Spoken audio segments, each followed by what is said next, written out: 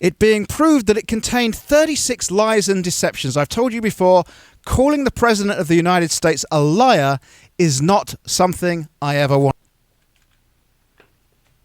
What I do want to do right now is welcome my guest, because just walked into my studio is Congresswoman Michele Bachmann.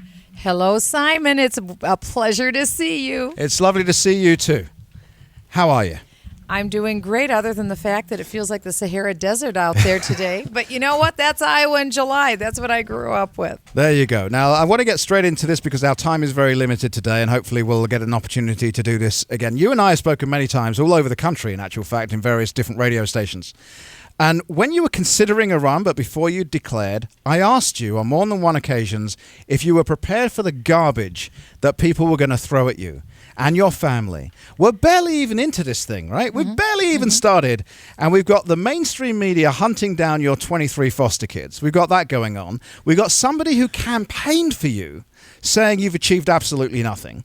And he's another GOP candidate. You've been compared to Governor Palin, and as far as I can tell, it's only because you're both women, and I haven't heard a thing from the feminists on any of that. People on the left are now calling your husband of 32 years gay, and not only that, they're doing it in the most disrespectful way, both to him and, in fact, the gay community. And I'm not hearing anything from the gay activists on that. And now, apparently, you can't be president because you get a headache every now and again. You've handled it with dignity, I've got to say, and I never endorse anybody. I promise you I'm not endorsing you. I never endorse anybody in here. You've handled this with dignity, but don't you simply just want to stand up and scream and slap somebody around the head? Well, I think you're doing a very good job of it. We fully took this into consideration before we made our decision to run for the presidency, because we knew this is what it would be like. Somebody told me, Michelle, it would be like going head first into a wood chopper. That's a horrible visual. But we knew that it was going to be difficult, and the job is a difficult job. And so I think this is just a part of the process, and this is what we expected. We knew that it would be penetrating and that they would turn over everything they possibly could. And so this is part of the process. Okay, so still not ready to slap anybody about the head. You're doing a good job. Well, it just strikes me as just bizarre that all this is going on, and none of the list I just gave you has anything to do with your policy. None of it. I'll tell you what. I've been here in Iowa many, many times. As you know, this is my home. This is where I was born and raised. And I was this morning in the backyard of Jim and Karen Fell. We were in their backyard with all sorts of Iowans, and we were talking about what people really care about right now, which is the government spending that's causing this terrible need to raise the debt ceiling. I was in Washington, D.C. last night. I voted no to increase the debt ceiling, and I will continue to do that, because the problem is President Obama wants to borrow another $2.4 trillion. And add that on to the $14.3 trillion we have now, which would take us up close to $17 trillion, to get us through what? Next year. And then we'll be right back where we are today, only borrowing more money with higher interest rates. Why in the world would we keep doing this insanity? We've got to cut the spending. Just before you came in here, I actually said that we're in this ridiculous situation. We're so far through the looking glass now that when Republicans or conservatives dare to mention a balanced budget, we're being called insane. Well, and of course, that's what the American people want. And here in Iowa, that's what the legislators do. That's what they do in Minnesota. Most state legislators have to balance their budget. In fact, I want to give praise to the Iowa legislators, because in your state, the legislature can't spend more than 99% of what you take in. They, in fact, only spent 95%. So they really deserve praise, the legislators in Iowa. Yeah, they did a good job this year, eventually. If only the 11th Congress hour, could do the same. If only Congress would do the same. Let's go back to this national deficit, because isn't this all just politics, Michelle? I mean, we got a president of the United States saying how terrible it all is that anyone would even dare to say they're going to vote against raising the debt ceiling. He did it when he was a senator. Yes, he did do it. As a matter of fact, the President of the United States, then Senator Barack Obama, said that it would be a failure of leadership to even debate the idea of raising the debt ceiling. Well, I would agree with then Senator Obama. It is a failure of his leadership. The only plan he has right now is to keep spending more money that we don't have, keep borrowing money that we don't have, and adding to the debt. Do you know what his plan is? There is no plan. There's no plan. It's punt, pass, and kick. I mean, he has no plan. And so because of that, we need to embrace the principles of cutting spending, capping the growth of government, and also passing a balanced budget amendment. I agree with those principles. I also believe that we have to repeal Obamacare, but I will not raise the debt ceiling in exchange for doing that. That is what we're doing. We're trying to find you somebody to love. And maybe the person sat in my studio right now is that somebody. Congresswoman Michele Bachmann, welcome back to the Simon Conway Show. Right here, right now. I'm ready. I'm ready. You go. So we're talking about the deficit. Let me ask you this in a very direct way. Isn't this just all politics? Aren't we the people, frankly, about to get screwed again? We will not be in a good situation if we borrow more money that we don't have. That's why I voted no. We have to keep that position. I've been all over Iowa. I was in Iowa today. I was in Iowa last night. And it's important that we remember to listen to what people are telling us. I had a man come up to me in Indianola, Iowa. I was at Cementech Corporation, and they've lost half of their employees. Yep. They're a great employer in Indianola, Iowa. And one man came up to me as he punched out on the time clock. He had his lunch bucket in his hand, covered with sweat and with dirt. He said, "There's only one thing, Michele, I want you to promise me. Will you give the country back to the people?" He said it 3 times, and I said, "Yes, I will." He said, "Look, I don't care about myself. It's my 6-year-old grandson." "What's his name?" I asked. "Isaac," he said. "That's all I care about."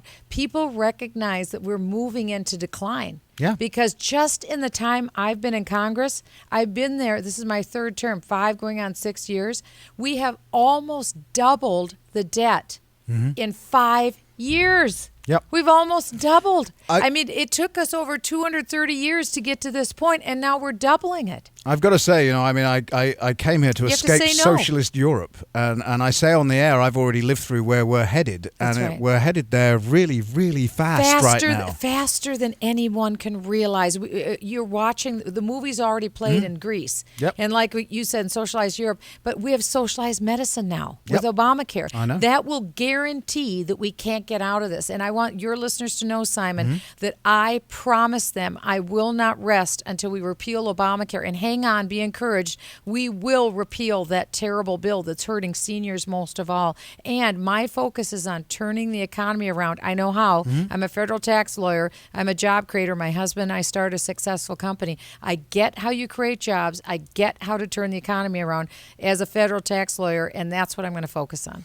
What is your tax plan for the country? Well, what I want to do is take the current tax code that we have and make it far more simpler than what it is. Very flat and very fair. I would love to, if we started from zero, do a fair tax. That'd be a great way to go.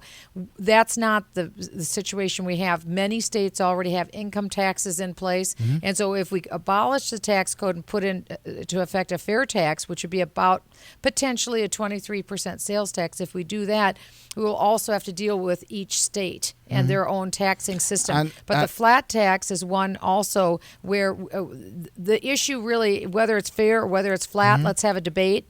The issue is we only have 53% of the American people paying any federal income taxes. What we need to do is have nearly everyone pay something.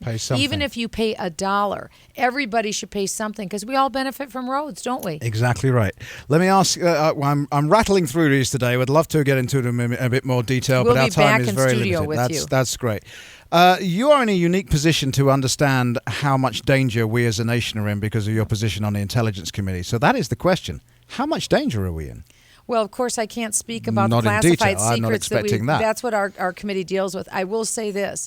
Every day, there are people who wake up to thinking about how they can kill Americans today and how they can destroy the United States of America. That's true within our borders, and that's true outside of our borders, trying to penetrate those borders.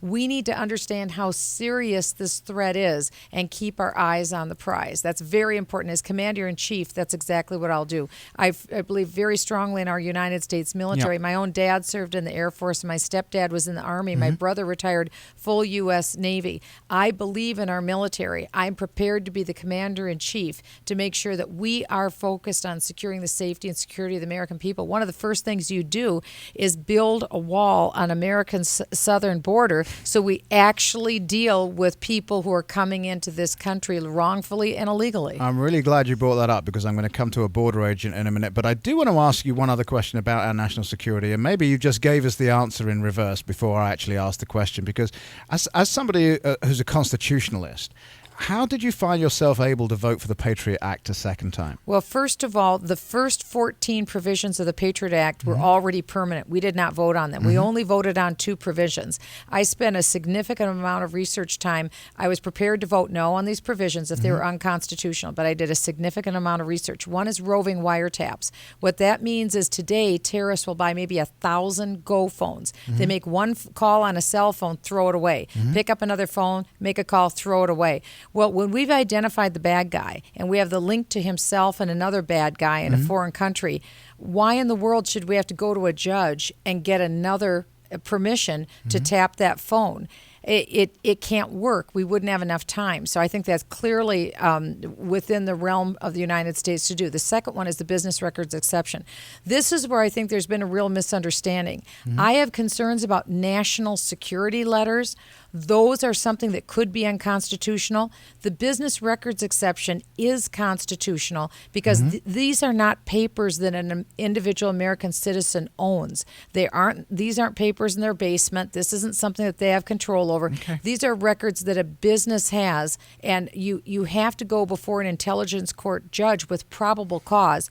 Only an agent can do that, an FBI agent, and you have to have the approval of the FBI or the Director of National Intelligence. So in other words, you have probable cause, the judge issues the warrant, there is due process. There has never been a constitutional challenge to either of these exceptions, business records or roving wiretap, that no one's ever raised. That's basically how you found yourself able to vote for it. Yes, and go to MichelleBachmann.com. Go to, Bachmann.house.gov, my congressional website. I have 8 pages of data verifying that this is constitutional. Trust me, I believe in our Fourth Amendment right to be free of illegal government searches and seizures, and therefore I would have been very happy to vote no, but I needed to do what was right. I don't do what's political, I do what's right, and the right thing to do was to stand for the safety and security of the American people. These are both constitutional provisions. We can do them. I think there's been a misunderstanding on those two. Okay, I have literally 2 minutes left. You just talked about the